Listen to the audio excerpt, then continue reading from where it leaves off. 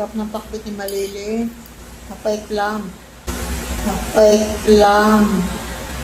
Ito nga pala yung lunch ko nung Sunday. Pakbet na luto ni Malilin at saka kanin. Tara po, kain tayo.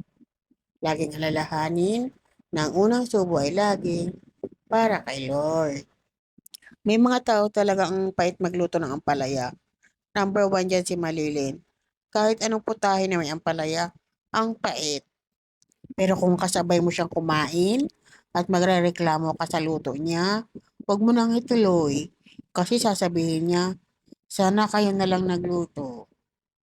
Pero in fairness, masarap naman siya. Mapait nga lang.